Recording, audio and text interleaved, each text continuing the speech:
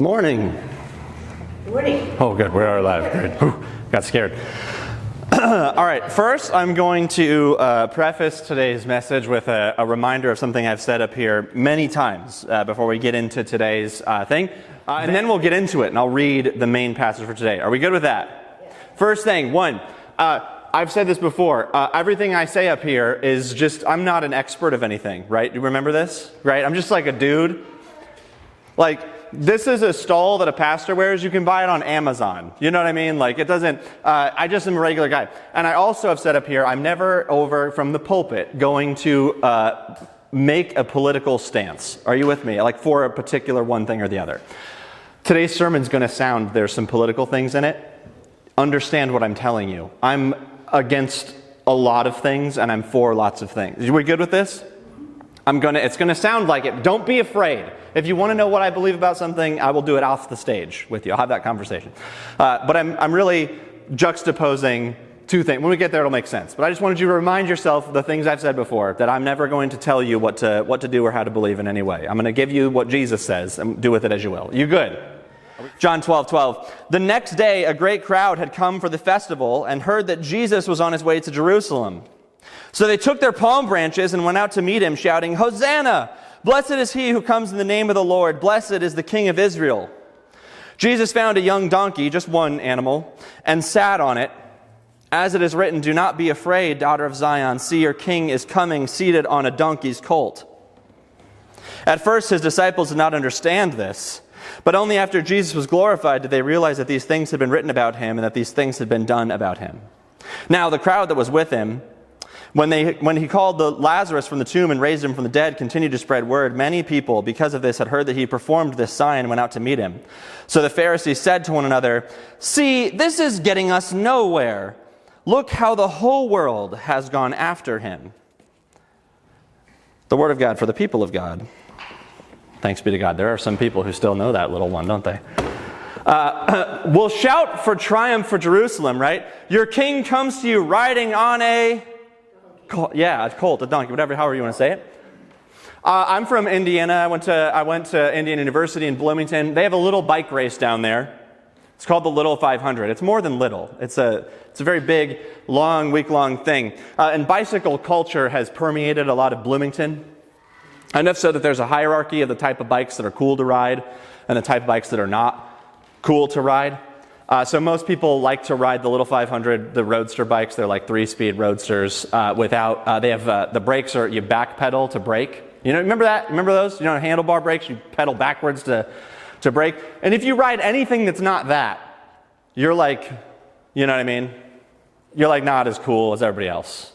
There's like a hierarchy of how cool bikes are. I'm sure if you think about it, you can think of a thing where there is a hierarchy of what's cool to have, and then you know people who don't actually understand, and you're just like, they're the bottom of the totem pole. I was thinking, people in here who might find something. So I was thinking about Adam with tools. When men turn 18 or become husbands, they basically get a sorting hat, and they are sorted into one of 3 major tool brands. You know, you become a Milwaukee, a DeWalt, or really, Bosch maybe. But like, you know the guys that are the real tool guys because they wouldn't be caught dead with a Ryobi in their pocket. You know what I'm saying? Like, you got Ryobi tools. Like a real tool guy would be like, Ryobi, huh? Did it come with a kneeling pad? You know, like that, whatever, right? I was thinking of all sorts. I was a trumpet player. And there's a hierarchy of things in there. But one I didn't know was about the types of mutes you use.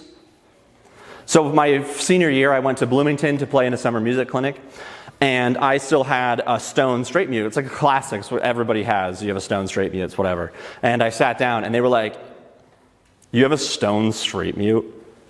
I felt so bad, I went to the music store, and I bought a new straight mute. Like, because I was, whatever. So I want you to hear this. It's, "Rejoice, O Israel, the king comes to you riding on a Ryobi tool screwdriver. He comes to you with a stone straight mute. He comes to you riding a fixie bicycle," right? If this was motorcycle culture, he comes to you riding on a moped, right? It's not great. This will get you the feel of this. Now, I want you to be fair, donkeys in those days were not what we make them out to be, right? All the time. Lots of people owned donkeys. Rich people, poor people had donkeys. They rode on donkeys in royal campaigns, right? But most people entered the city gate in Jerusalem on foot. Okay, not many people would have rode in on a donkey. The rest of them would have come in on a horse. So you can't really dismiss the kind of reading that we've applied to this in some way, this prejudice against donkeys. It's not entirely there, but what it is the donkeys represent the Ryobi tool line. They're fixie bicycles, they're mopeds. They're like the bottom of the vehicle transportation system. A camel is a minivan. Okay, say camel, minivan. Okay, horses are motorcycles. Right? Mules, they were more like bicycles. Okay, and then donkeys were mopeds. Right? You see someone driving around a moped in Whitley County, you already know a lot about their story. Right? You with me on this one? These are mopeds. They were not looking for a fight. They don't ride donkeys into war, and therein lies the big story of Palm Sunday that a lot of us are gonna jump right over, because there's two processionals that happen in Jerusalem on Palm Sunday. Did you know that? There's a second one. The second one. One of those was, of course, Jesus entering in here on a donkey with people putting palm branches down. The other procession was a guy named Pilate, who entered the city as well. Pilate lived about 60 miles west of Jerusalem. He didn't live in Jerusalem, but it was customary for Romans in those days to come into the city to be a military presence whenever a big festival was coming along. Right? This is the beginning of Passover. So the population inside of Israel would go from about 50,000 people and balloon up to about 150,000 people for the Passover festival. And this was a city that was already full of political tensions and religious fervor. So a little tiny disruption could go into full-blown chaotic violence in just a few minutes. There's huge amounts of people pouring into a city at the same time that's already a little bit tense. And so Roman custom was at the start of every festival for the temple, any of those holy days, they would bring a military presence into the city by relocating the government official. Whoever lived close, they would live on the city grounds for the festival week so they could deal with things quickly and efficiently. So at the start of festival week, in through the western gate would have been Pilate, on his horses, surrounded by garrisons of soldiers, some more on horseback, some on foot. And they would have come to reinforce the presence of the soldiers that were always in the city occupying it. Now this is a show of power, right? Pilate grew up in the Roman system, right? There was a child, right, born Caesar Augustus, literally the son of God, right? And on the day that he's born, there's a public announcement all throughout the Roman Empire that the Savior of the world had been born. And when Augustus died in 14 AD, the emperors that follow take on the same divine titles that he started, and they accept the worship of the Roman city that comes with him. And so what comes through the western gate with Pilate that day is not just a show of military presence. It's not just a show of Roman power or Roman authority, but it is Roman theology. That the gods have located themselves inside the Empire of Rome, and they enter your holy city. What comes through the other gate, the eastern gate, is a homeless man that has no place to lay his head. He'd slept in a garden the night before. A peasant, surrounded by a bunch of unemployed women, and none of them are riding anything. He's riding a donkey. Not the thing you take into battle, right? But a donkey. And so, if I've read this text right, 3 of our 4 Gospels specifically tell us that he gave orders to his disciples. He says, hey, before I go into the city, right, untie a donkey, bring him to me, and if anybody asks you, why am I taking this donkey, just say, Jesus needs it. My master needs it. Have you ever asked yourself why he needed a donkey? Like why does he need it? Is he checking a box? Right, to fulfill Zechariah's prophecy? That the king would enter riding a donkey into Jerusalem? Is that just a little checkbox? Is he making a symbol about the kind of kingdom that's coming into Jerusalem? Tell him your master needs a donkey. He can't walk. He won't take a horse. So Jesus comes from the Mount Olives into the eastern gate, and the people are ready to greet him. And they take off their coats, and they put him on the road in front of him, and they cut down palm branches, and they wave palm branches in front of him. All of this that's here, if you're steeped in this culture, you know exactly what's happening. You're beginning to detect what's going on. Palm branches to Jews at this time are a symbol of national loyalty. 200 years ago, Simon Maccabeus went to the temple and wiped out the Romans, and they waved palm branches and threw their coats in front of his horse. There's the symbol of Jewish national fervor happening here. They would pile up their coats in the olden days, and Jehu would sit on the coats as his throne. Lots of symbolism for what they're saying Jesus is doing entering in. This national fervor is happening, and then when people start chanting, it becomes even more clear. Blessed is he who comes in the name of the Lord. Now that's straight out of Psalm 118. The next line, blessed is the King of Israel. Well, that doesn't come from any Old Testament text. They added that one to it. You start to hear the nationalistic religious fervor. Here comes our King. 200 years after the last cleansing of the temple, 200 years after the last deliverer, he's back. The one that we waited for. The one that walked on water. The one that took water and turned it into wine. The one that raised someone from the dead. I like his chances. You with me? I like this guy's chances. Can you feel the tension that's mounting in the middle of Jerusalem between the two gates? One from Western Gate, one from the east.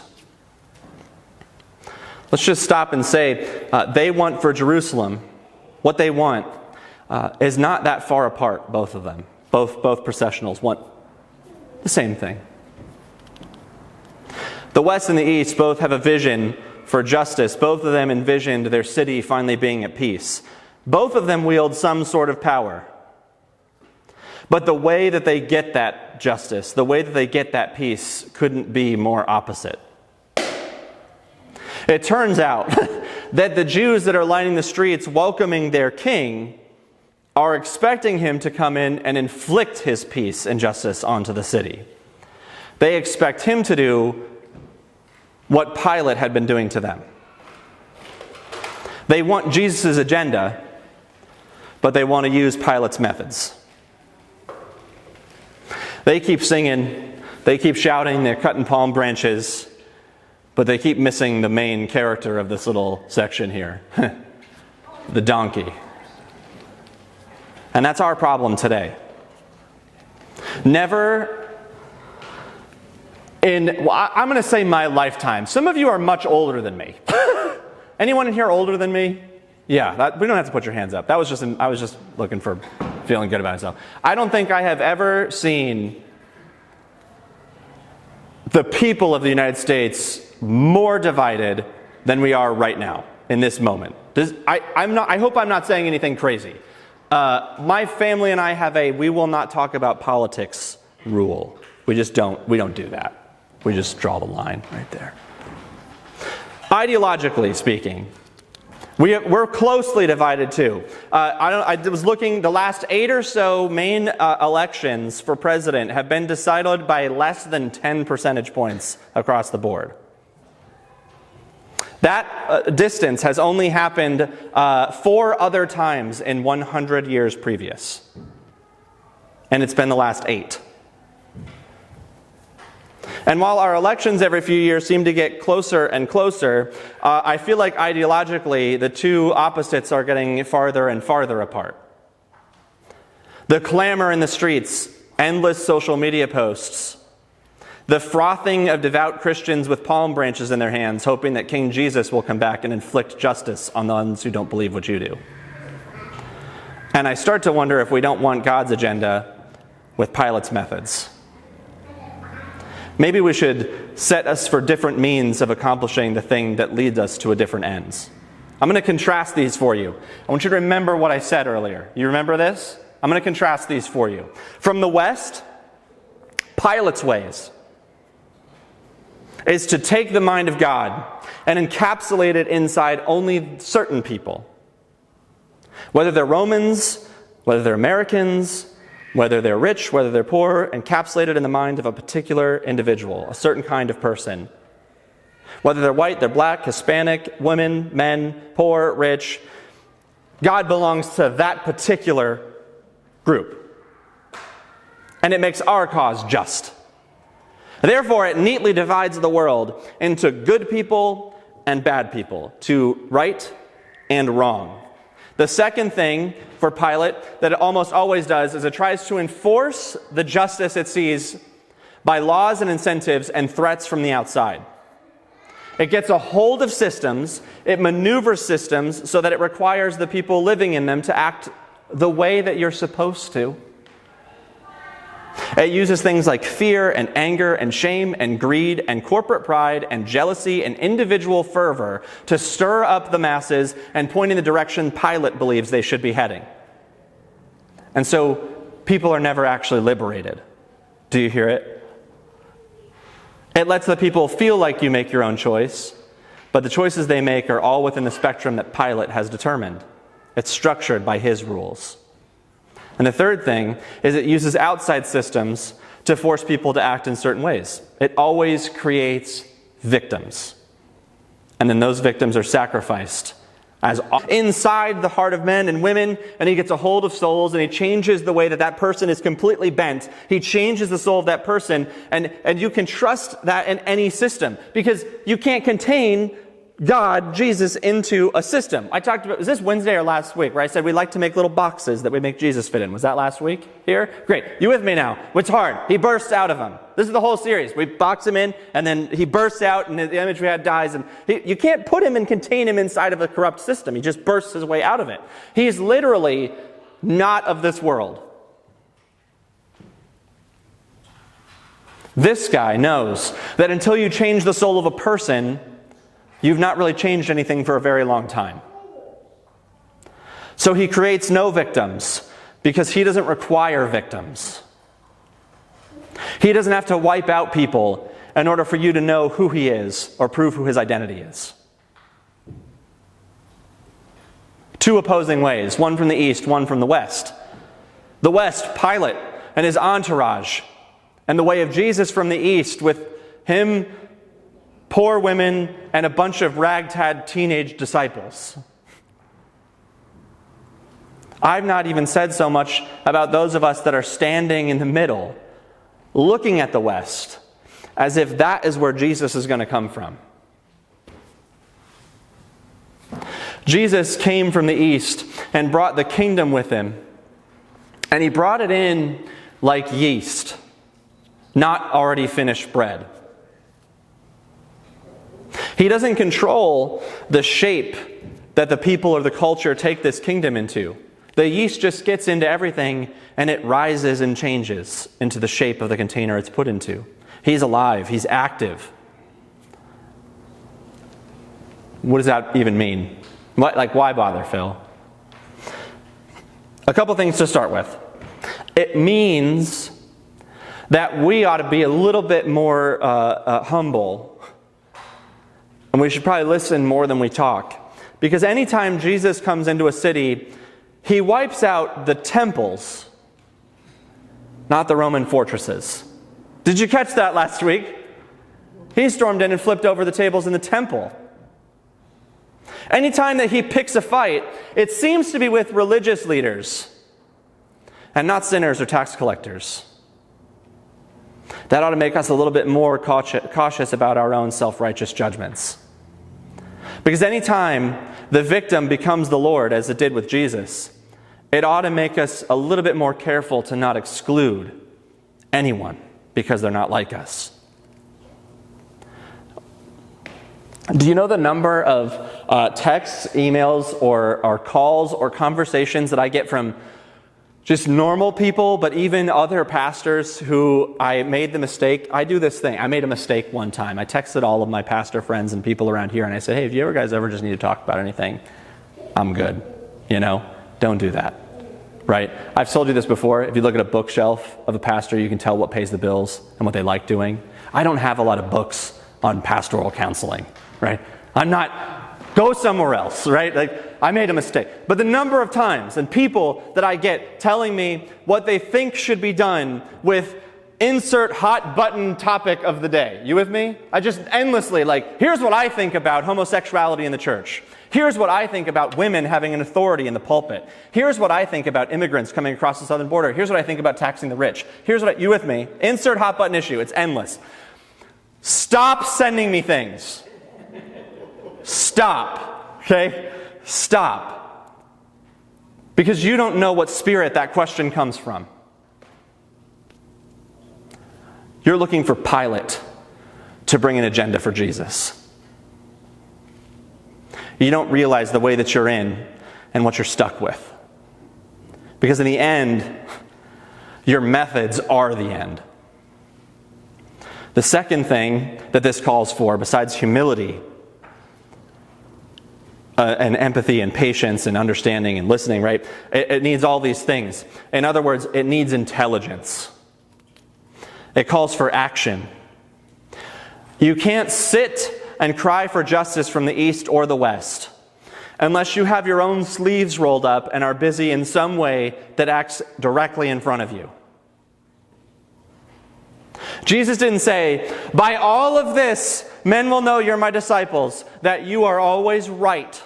That's how they'll know. You'll just always be correct about everything. He said they'll know you by the way you love. Your love and action is the most compelling argument you have for the gate in the east.